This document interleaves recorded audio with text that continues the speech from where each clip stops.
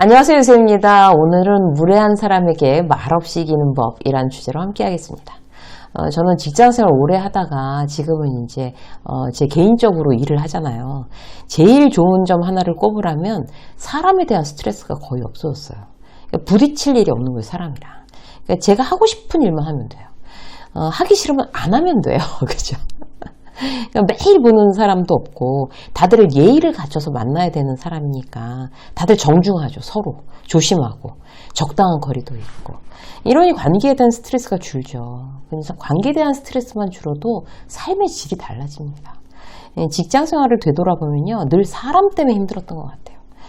직장 상사한테 치이고 후배들은 막 열받게 하고 다른 팀 동료들하고 막 싸워야 기싸움 해야 되고 그런 일들이 우리는 직장 생활하면서 정말 비일비재하잖아요. 돌이켜보면 그때 그렇게 힘들어하지 말고 이렇게 했으면 참 좋았을 텐데 그렇게 후회되는 부분들이 많아요. 오늘도 이제 현장에서 사람 때문에 막 열받고 계신 직장인분들 이렇게 하면 후회가 없습니다. 라는 포인트를 몇 가지 이제 그래서 알려드리려고 합니다. 특히 예의 없거나 거친 사람들한테 나는 어떻게 해야 잘 이길 수 있을까? 오늘의 포인트예요. 자, 첫 번째. 그렇게 하려면요, 남의 마음에 들려고 애쓰지 않으셔야 됩니다.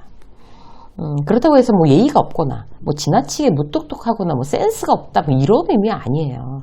친절하게 호의적인 사람한테는 당연히 더 친절하고 더 호의를 가지고 대하죠. 포인트는 뭐 직장에서건 어떤 일반 사회건 무례한 사람을 발견하면 그들은 내가 호의적으로 대해줘야 되는 어떤 그런 관계에서 이렇게 탁 저절로 자동으로 제외 이렇게 하시면 돼요. 특히 이제 다른 사람이 나를 싫어하는 것 같은 상황을 막 못 견뎌 하시는 분들이 계시잖아요.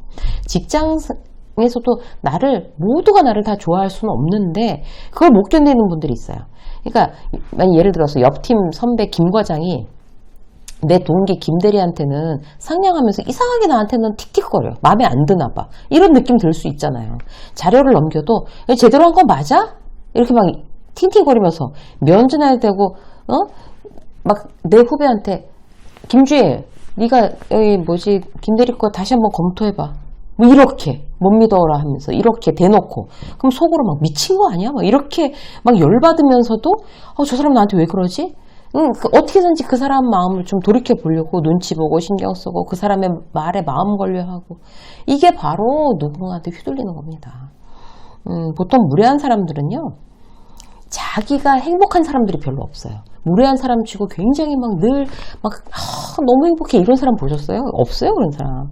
오히려 불행하지. 그게 자꾸 타인을 자기의 어떤 그런 불행한 그 수준으로 자꾸 끌어내리려고 그렇게 하고 싶어요. 그게 무례함의 동기 중에 하나입니다. 근데 그걸 알고 있다면 이제 저 사람 그래서 그러는구나 이러면 좀 덜 휘둘리는 거죠. 그래서 이제 나한테 시비 걸고 무례하게 구는 직장 상사가 직장 선배가 아까 말씀드린 대로 있다면 어떻게 하는 게 좋아요? 굳이 내가 네 마음에 들려고 노력하지 않는다. 이 태도가 훨씬 더 유리해지시는 거예요. 뭐 싫어해라 어쩌라고 이렇게 하셔야 되는 거죠. 내 인생에 당신이 중요한 사람이야? 아니잖아. 별 상관없어. 이렇게 딱 마음을 먹는 것만으로도 스트레스 지수를 확 떨어뜨릴 수가 있어요. 그래서 여러분들 꼭 한번 그렇게 해보시고요. 이제 두 번째, 변명하지 않아요. 무례한 사람한테 내가 말없이 이기는 거 변명하지 마십시오. 상대가 내 결정에 왜 그렇게 결정했어? 라고 물으면 우리는 대부분 막 너무 무의식적으로 자동으로 그 이유를 막 설명해요. 습관적으로. 내가 이런 이유 때문에 구구절절 뭐 이래서 이랬다. 뭐 이렇게. 이걸 찾아봤는데 이렇게 말하는 사람이 많고 이게 요즘 대세고 사람들이 나한테 설득되어야 내 마음이 편한 거예요. 마음이 놓이고. 그런 경향이 누구에게나 어느 정도는 있어요. 근데 우리가 착각하지 말아야 될 거는요, 내 인생이잖아요. 왜 그 결정에 대해서 타인을 설득시켜야 되냐고요, 우리가. 그럴 의무가 없어요. 그런 의무가 있는 분야가 있고 대부분의 경우는 그런 의무가 없죠. 그렇잖아요. 그래서 왜 그랬어? 이러면 그냥 내가 좋아서 이거죠, 이거. 예를 들어 볼게요. 월요일 아침에 머리 자르고 그러니까 막 생머리 긴 머리였는데 막 자르고 파마했어요. 파격이죠. 보는 동료가 머리 했구나 이쁘다 완전 딴 사람 같아 새로 와 뭐 산뜻하다 뭐 이렇게 말해주는 게 기본적인 매너죠. 근데 꼭 어느 회사건 이제 무례한 사람 있잖아요. 무례한 사람 무례한 동료가 머리 뭐야? 왜 이렇게 했어? 원래 머리 훨씬 더 좋았는데 뭐 애인이랑 헤어졌어? 뭐 복고풍 컨셉이야? 뭐 이렇게 그러면서 막 놀려댔어요. 그럼 막 얼굴 빨개지면서 왜 머리를 잘랐는지 이 머리가 트렌드라는 둥 머리 이렇게 하는 게 최선이었다는 얘기를 구구절절 내가 설명해야 돼요? 아니잖아요. 절대 필요 없어요. 그런 무례함 앞에서 어때요? 무시가 답이에요. 무시가. 그런데 그냥 들은 척도 안 하고 무시할 수 없는 사람과 상황이 있을 수가 있잖아요. 그럴 때는 분위기 한번 바꿔봤어요. 끝. 여기까지만 하는 거예요. 그냥. 네, 잘랐어요. 끝. 이거예요. 누군가 질문할 때 대답도 내가 선택할 수 있는 거라는 거 잊지 마십시오. 또 다른 예를 하나만 더 들어볼까요? 후배들한테 인기 있는 김대리가 있어요. 그냥 뭐든 고민만 있으면 막 김대리 찾고 후배들한테 막 신뢰를 한 몸에 받아요. 이걸 질투하고 또 무례한 성정의 김과장. 김대리한테 또 이러는 거예요. 넌 인기 관리하러 회사 다니냐? 이렇게 빈정거렸어요. 그럼 이때 어떻게 해야 돼요? 굳이 변명하지 않아도 된다는 얘기예요. 그게 아니라요. 과장님 직원들이 어려움이 있다고 와서 이야기를 해서 막 어쩌고 저쩌고 다 필요 없어요. 제가 인기 관리를 하는 게 아니라 이렇게 구구절절 말하지 않아야 이기는 겁니다. 진짜 기센 사람들 있잖아요. 정중해요. 그리고 자기보다 선배라고 하더라도 정중하면서도 무례한 사람한테는 단호한 거예요. 인기 관리하러 회사 다니냐? 그러면 이제 당황해서 구구절절 설명하는 게 아니라 씩 한번 웃어주는 거예요. 그럴 리가 있겠습니까? 끝! 이거예요. 아무것도 더 이상 설명하지 않는 거죠. 더 이상 변명하지 않는 거예요. 그리고 내 일을 하는 거예요. 과장님 다음 주 회의 자료인데요. 검토하시고 의견 주세요. 끝. 너의 그 무례한 질문에 나는 아무 영향도 받지 않아? 이걸 보여주는 게 제일 센 거예요. 제일 센 거. 꼭 이렇게 해보시고요. 세 번째. 진흙탕 싸움에 끼지 않는다. 이거예요.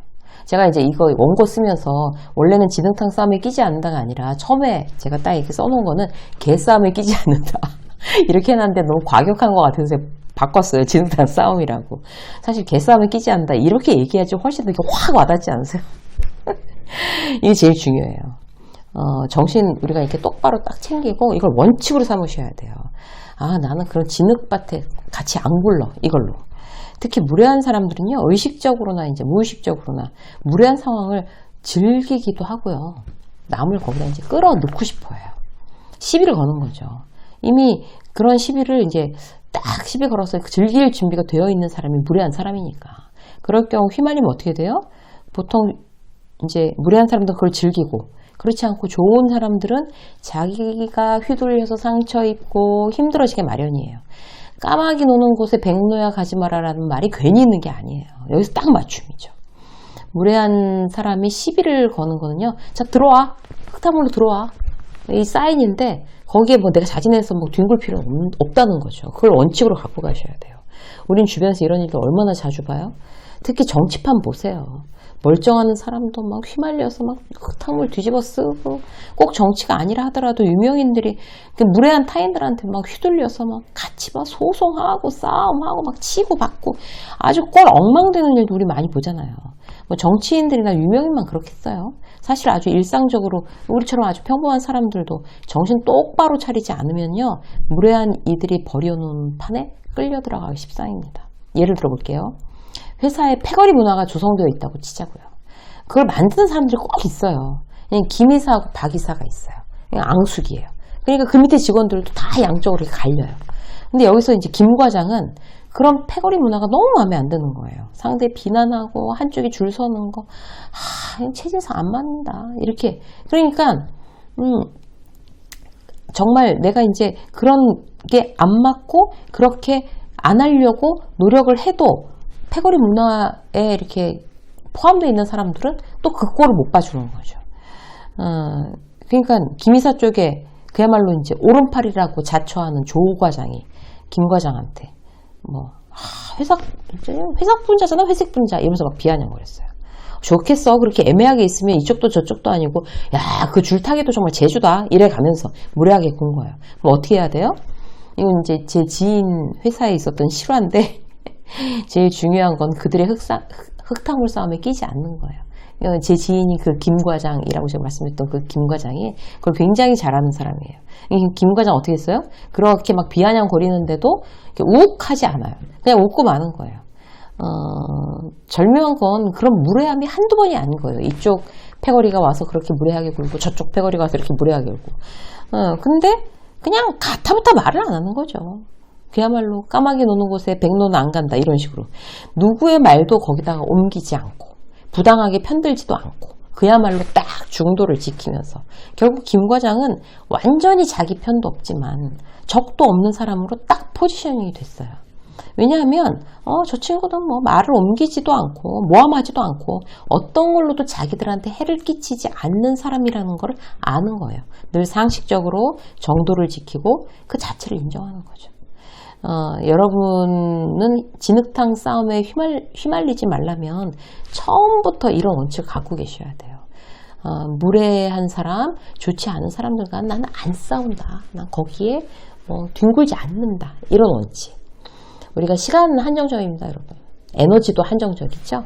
내가 누릴 수 있는 건강, 행복 이런 것들 감사함으로 즐기세요. 그러기에도 시간이 너무 짧아요, 그죠? 그러려면 무례한 사람들한테 어떤 뺏길 에너지와 시간 없는 거예요. 막 나오잖아요, 사이즈가. 내가 이제 뭐 기도 약하고 뭐 이래서 막 그런 사람들한테 막 휘둘리고 있다면, 그래서 내가 참 직장이 힘들고 피곤하다, 참 고달프다 이런 생각이 든다면 오늘 말씀드린 세 가지 활용하셔서 좀 더 탄탄한 나로 그렇게 성장하시기를 응원합니다. 유세민 직장서 오늘 여기까지 하겠습니다. 고맙습니다.